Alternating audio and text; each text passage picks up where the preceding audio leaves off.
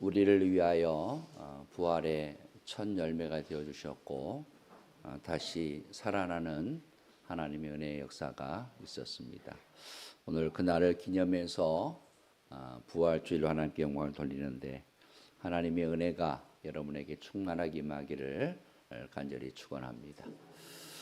우리 지금 표정 그대로 옆 사람 한번 보십시오. 표정 그대로. 순간적으로 표정이 바뀌네요. 표정 그대로 보라니까요. 오늘 무슨 주일이죠? 부활주일이에요. 그러면 고난주간은 우리가 웃지를 못해요.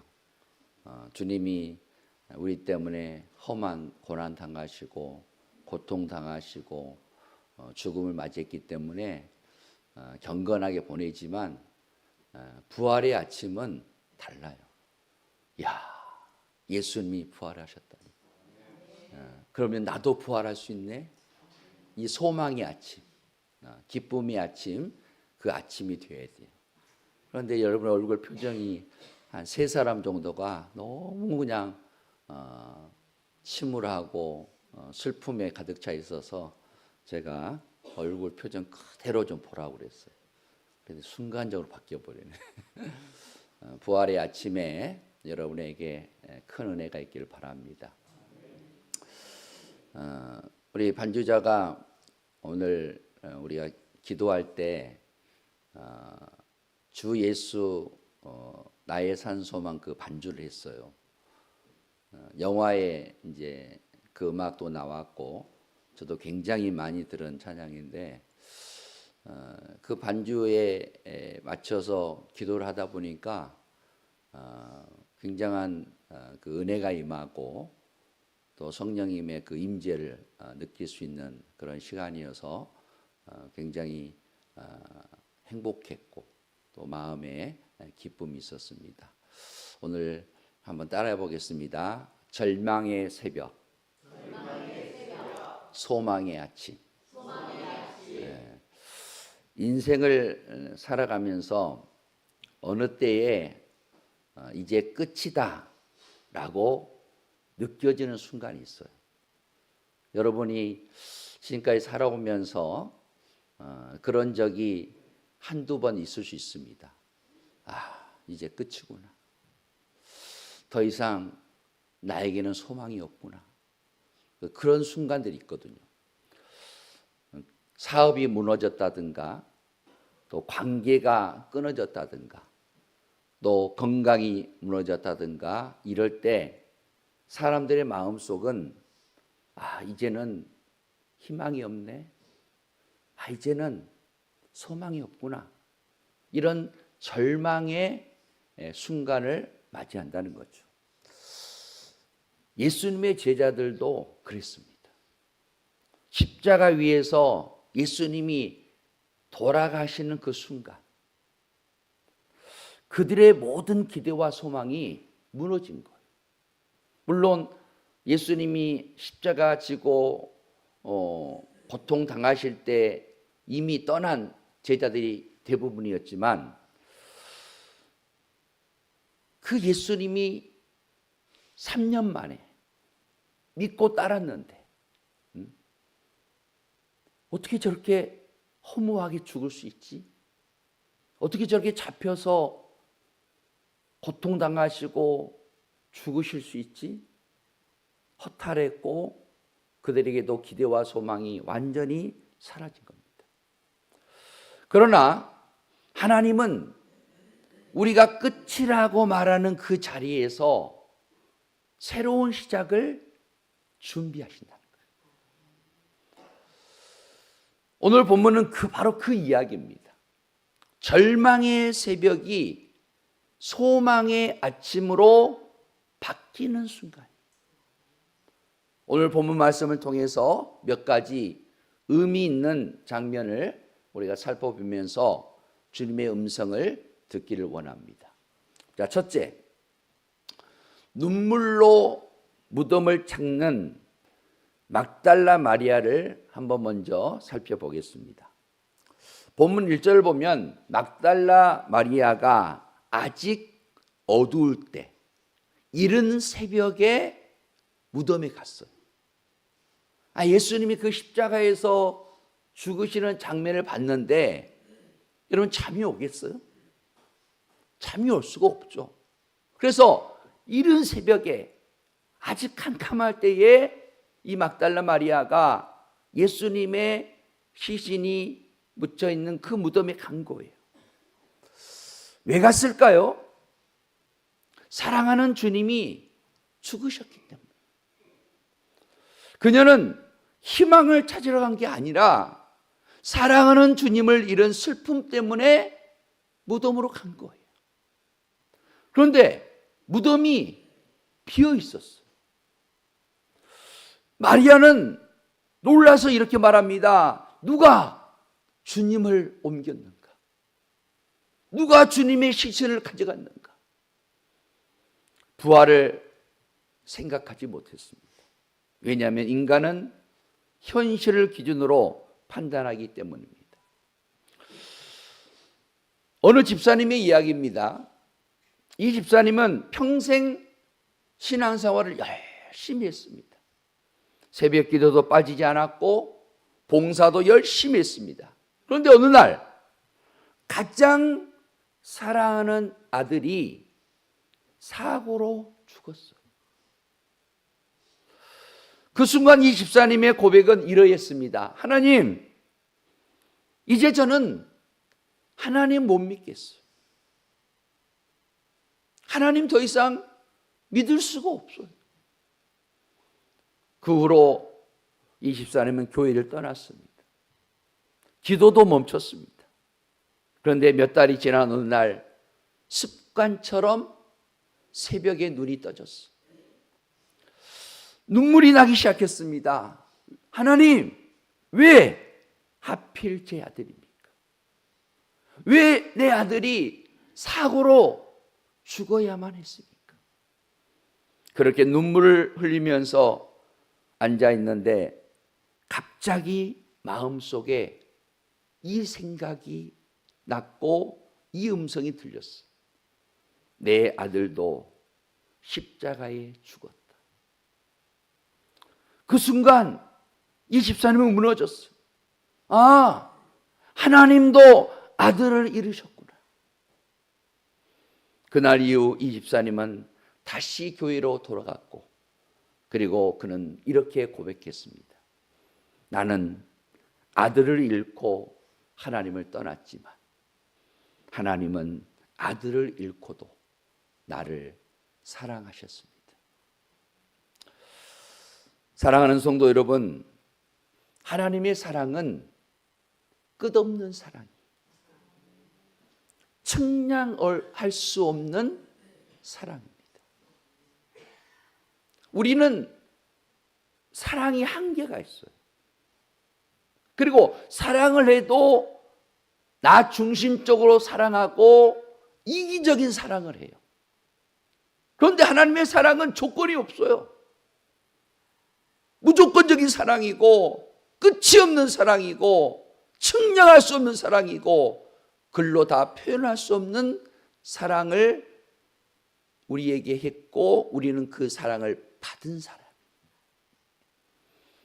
눈물과 고통 속에서 하나님을 다시 만나는 것, 이것이 바로 거듭남의 시작이고 부활의 시작입니다. 부활의 아침에 주님을 뜨겁게 만나는 그 은혜가 여러분들에게 있기를 축복합니다. 두 번째, 빈 무덤은 끝이 아니라 새로운 시작을 의미합니다. 베드로와 요한이 이 마리아의 말을 듣고 무덤으로 달려와요. 그런데 무덤이 비어있고 세모포만 남겨져 있었어요. 이 장면은 무엇을 말하냐면 예수님의 죽음이 실패가 아니라 증거라는 겁니다. 십자가는 끝이 아니라 부활로 이어지는 통로였어요. 사람들은 십자가를 보고 끝났다고 말했습니다. 하지만 하나님은 말씀하셨습니다. 이제 시작이다. 겨울이 되면 나무는 완전히 죽은 것처럼 보여요. 입도 다 없고 생명도 없는 것처럼 보여요. 그런데 봄이 되면 그 나무에서 다시 싹이 나고 꽃이 피는 모습을 봅니다. 요즘 우리가 보면 2달 전에, 석 달 전에 자연은 아주 시커맸어요. 마치 생명이 없는 것처럼 보였는데 지금은 어느 순간에 잎이 나면서 꽃이 피어 있어요. 벚꽃이 만발이. 그러면서 우리의 마음이 어떻죠? 행복해요. 꽃만 보면 행복해요. 우리 계양구의 여기 천변에 명소가 됐어요. 얼마나 멋있는지 몰라. 사람들이 다 모이는 것 같아요. 왜? 잎사귀를 내고 꽃이 피는 그 거리를 걷고 싶은 거죠. 그냥 즐겁고 행복해요. 거기 있는 사람이 우울하고 막 슬프고 그런 사람 없더라고. 다 행복한 모습들이. 왜 그렇습니까? 왜 겨울이 되면 그럴까요? 생명이 사라진 게 아니고 단지 육신의 눈에 보이지 않았을 뿐이에요. 예수님의 죽음도 여러분 마찬가지입니다. 십자가는 실패처럼 보였지만 그 안에 부활이 숨겨져 있었어요. 그래서 빈 무덤은 끝이 아니라 새로운 시작을 의미하는 것입니다.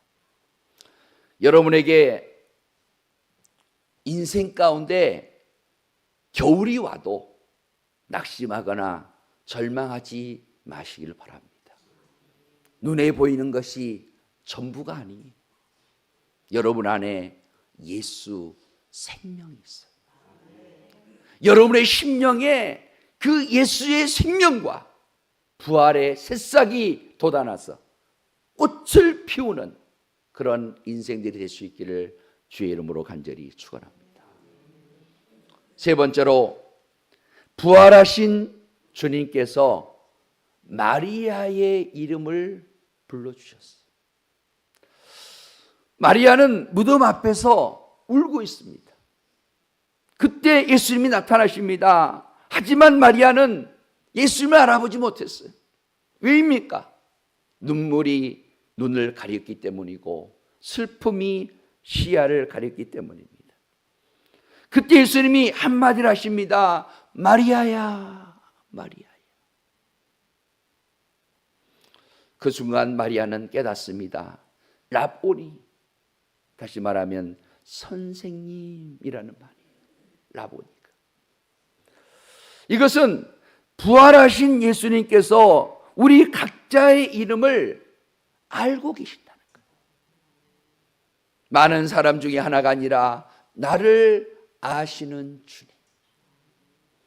그래서 때로는 기도 중에 우리의 이름을 불러주면서 주님이 위로해 주시는, 그리고 말씀해 주시는 그 음성을 우리가 듣게 됩니다. 삭개오가 있었어요. 그 삭개오는 굉장히 상처가 많은 사람이에요. 그리고 사람들에게 조롱을 당하고 무시를 당하고 사람들이 상종하지 않는 사람이다 보니까 돈은 많은데 부자인데 외로워요.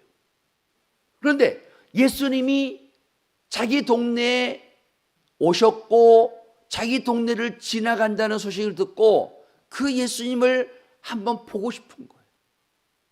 그런데 삭개오에는 약점이 있습니다. 키가 작아요. 그러니까 사람들이 워낙 많다 보니까 예수님을 보고 싶어도 볼 수가 없어. 그런데 거기서 포기하지 않고 어떻게 하면 내가 예수님을 볼 수 있을까 생각하다가 군중을 가로질러서 어느 돌감람나무 뽕나무 위에 올라가 있었던 거죠. 혹시 예수님이 이곳으로 지나가면 내가 키가 작아도 뽕나무에 있으니까 예수님의 얼굴을 볼 수 있을 거다. 그 기대와 소망으로 뽕나무 위에 올라가 있었던 거죠. 그런데 여러분, 예수님은 그 삭개오의 갈망, 그 삭개오의 소원을 아셔요. 그리고 다른 길로 가지 않고 삭개오가 뽕나무 위에 올라가 있는 그 길로 예수님이 가시는 거예요. 여러분, 이 은혜가 여러분에도 있기를 바라요. 다 하신다니까요. 여러분의 생각, 마음, 여러분의 근심, 걱정, 기도 제목 다 하셔요. 그래서 그 길로 가다가 뽕나무 위에 올라 있는 삭개오를 쳐다보신 거예요. 왜? 아시니까. 심심해서 올라간 게 아니고 주님을 보고 싶어서. 그 사모함을 아시고 쳐다보면서 삭개오야, 속히 내려오라. 여러분, 삭개오는 오늘 처음 예수님을 본 거예요. 그런데 그분이 어떻게 내 이름을 아시고 삭개오야, 속히 내려오라. 자기의 이름을 불러준 것도 황홀한데 예수님의 말씀이 내가 오늘 밤 너의 집에 하루를 머물겠다, 너와 함께 있겠다는 거예요. 여러분, 삭개오의 지금 마음을 한번 상상해 보세요. 사람들은 나를 인정하지 않고 무시하고 조롱하고 핍박하고 사람 취급하지 않는데 예수님이 내 이름을 불러주신 것도 황홀한데 오늘 밤에 내 집에서 하룻밤 머물다니 너무나 기쁘고 즐거워서 그 뽕나무 위에 내려와서 집으로 예수님을 모셨어요. 주님과 이런저런 대화를 나누면서 삭개오의 마음이 새로워졌어요. 거듭났어요. 그리고 자신에 있는 재산을 절반을 나눠주고 누군가에게 도색한 돈이 있다라면 내가 4배로 갚겠다고 그가 고백했어요. 그랬더니 이 집에 구원이 이르렀다. 저는 이 장면이 떠올랐거든요. 이 장면이 떠올랐어요. 야, 삭개오의 이름을 불러주시고 하룻밤 그 집에 머물렀더니 삭개오가 거듭나고 변화되어서 그동안 움켜쥐고 있던 돈을 풀어버리는구나. 이게 거듭남의 증거구나. 저는 여러분들이 다 거듭났으면 좋겠어요. 거듭남의 증거가 있거든요. 사람이 거듭나면 새로워지고 달라져요. 옛날 것들이 별로 바라지도 않고 소원하지도 않고 옛날 것이 그냥 하찮게 보여요. 옛날에는 가요가 좋았어. 뽕짝이 좋았어. 그런데 주님을 만나고 났더니 이제는 별로 들어도 감동이 없어. 옛날엔 그렇게 좋았는데. 그런데 지금은 찬양이 너무 좋은 거야. 이게 무슨 증거일까요? 거듭남의 증거예요. 성령님이 내 안에 계신다는 증거예요. 아직도 나는 세상 노래가 좋아. 세상에 있는 것이 너무 좋아. 이 사람들은 다시 거듭나야 돼. 다시 새롭게 태어나야 돼. 저도 예전에는 세상 노래 많이 들었거든요. 근데 거듭나고 나니까 듣고도 싶지 않아. 감동이 없어. 사모님하고 연애할 때 노래방에서 어쩔 수 없이 최성수 노래 몇 곡 불러줬더니 뿅 가더라고. 그 외에는 몰라. 찬양이 너무 좋은 거야, 찬양. 여러분도 찬양이 좋으시죠? 거듭나야 돼. 다시 태어나야 돼. 그러면 사람이 노력하지 않아도 변화되고 새로워지는 거예요. 어느 청년의 이야기입니다. 이 청년은 인생이 완전히 무너져 버렸어요. 사업 실패, 인간관계 단절, 그리고 심한 우울증까지. 어느 날 그는 모든 것을 포기하려고 했어요. 자기의 생명도 그냥 포기하려고 했어요. 마지막으로 교회 한번 가봐야 되겠다, 이 마음이 들더라고요. 교회 한번 마지막 가보자. 그런데 예배를 드리다가 목사님의 설교가 쏙 들어온 게 아니고 찬양 한 절이 그를 사로잡았어요. 그게 뭘까요? 내 이름 아시죠? 내 모든 생각도. 여러분 그 찬양 아시잖아요. 내 이름 아시죠? 내 모든 생각도. 아니, 예수님이 내 이름을 아신다고? 내 생각도 아신다고? 내 고민도 아신다고? 그 누구도 모르는데 예수님이 어떻게 나를 알지? 찬양 가운데 은혜가 임한 거예요. 그날 이후 이 청년은 완전히 변화되었어요. 그는 나중에 이렇게 고백했습니다. 그날 하나님이 제 이름을 부르셨어요. 그리고 저는 다시 살게 되었습니다. 여러분, 하나님이 여러분의 이름 한 번만 부르면 여러분들은 완전히 달라져요. 한번 자기 이름 불러볼까요? 자, 시작. 상호야. 주님이 내 이름 한번 부르면 뒤집어지는 거예요. 예수님은 여러분의 이름을 아십니다. 그리고 때로는 여러분의 이름을 불러주셔요. 주님께서 나를 아시고 내 이름을 불러주시면 그것 하나만으로 우리는 충분해요. 아멘이죠?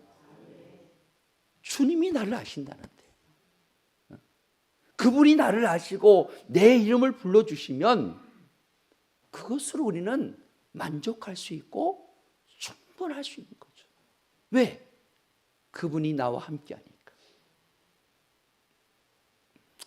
결론의 말씀입니다. 마리아의 새벽은 슬픔과 눈물의 새벽이었어요. 무덤 앞에 갔는데 예수님이 없는 거예요. 그렇지 않아도 슬픈데 시체도 없는 거야. 얼마나 그 어두운 새벽에 울었는지 몰라요. 하지만 그 아침은 부활의 아침으로 바뀌었어요. 절망의 새벽이 소망의 아침이 된 거예요.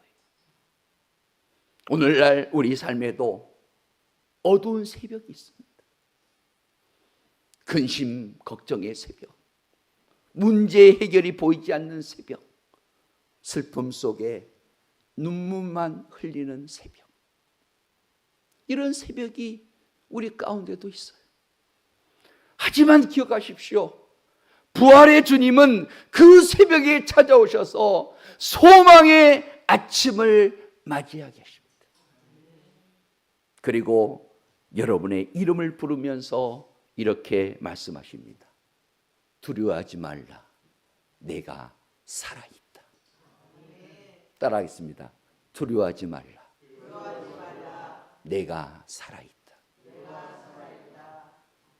주님이 살아계셔요. 절망하지 마세요. 소망 가운데 살아가십시오. 절망의 상황에서도 하나님을 찾으십시오. 그리하면 하나님을 만나게 돼요. 눈물이 앞을 가릴 때 말씀을 붙잡으십시오. 그리고 주님의 음성에 반응하십시오. 주님이 여러분의 이름을 부르실 때, 예, 주님 살아나셨군요. 마리아처럼, 아니, 주님 살아나셨군요. 주님 살아나셨고, 주님이 살아나신 것을 보고 마리아는 그 자리에 있을 수가 없었어요. 이 기쁜 소식을 제자들에게 전해주기 위해서 얼마나 다름질했는지 몰라요. 주님이 죽음으로 끝나지 않고 부활하셨습니다, 내가 보았습니다 하면서 달려가서 제자들에게 전해줬어. 그랬더니 제자들이 정말 갔거든요. 정말 예수님이 부활한 것 같거든요. 그래서 무덤으로 왔던 거죠. 저와 여러분도 이 막달라 마리아처럼 부활의 증인이 되어야 돼요. 예수님이 부활하셨습니다. 내가 보았습니다. 내가 들었습니다. 나는 믿습니다. 그리고 우리도 부활할 거고 나도 부활할 겁니다. 그 부활의 주님을 우리가 믿고 살아갑시다. 그렇게 우리가 부활의 증인으로 살아간다라면 하나님이 여러분의 손을 붙잡아 주시고, 그래, 잘하고 있다, 내가 부활했다는 것 온 세상에 전해라. 여러분, 사실 예수님이 십자가에서 우리 죄값을 대신 치르신 것으로 끝났다라면 저는 목사 안 한다고 그랬잖아요. 우리 교회에서 이 시간 예배 드릴 필요 없다고 그랬잖아요. 그런데 부활의 첫 열매가 되셨다. 사망 권세를 이기시고 영원한 몸으로 예수님은 부활하셨어요. 우리도 죽으면 영원한 몸으로 부활하는 그날이 옵니다. 그날에 여러분의 모습은 얼마나 아름다운지 몰라요. 여러분, 지금 자신의 모습을 보면서 불만인 분도 있어요. 나는 왜 이렇게 키가 작아? 김종석 권사님 저렇게 키도 크고 멋진데 왜 나는 키가 이렇게 작은 거야? 왜 나는 생김새가 좀 이러지? 하면서 불평불만할 수 있는데, 여러분, 여러분의 몸이 새롭게 부활되는 몸은 예수님이 가장 완벽하게, 가장 아름답게 부활체로 만든다는 것, 그것을 믿으시길 바랍니다. 한번 상상을 해보세요. 나의 부활체는 어떤 모습일까? 정말 하나님의 형상을 담는 최고의 아름다운 모습으로 부활되어서 하나님 나라에서 영원히 사는 그 은혜가 우리들에게 반드시 있을 겁니다. 그러니 이 땅에서 절망의 밤, 절망의 새벽에 낙심하지 마시고 부활의 아침, 소망의 아침을 가지고 여러분 멋지게 당당하게 주님의 증인이 되어서 남은 인생 살아갈 수 있기를 간절히 축원합니다.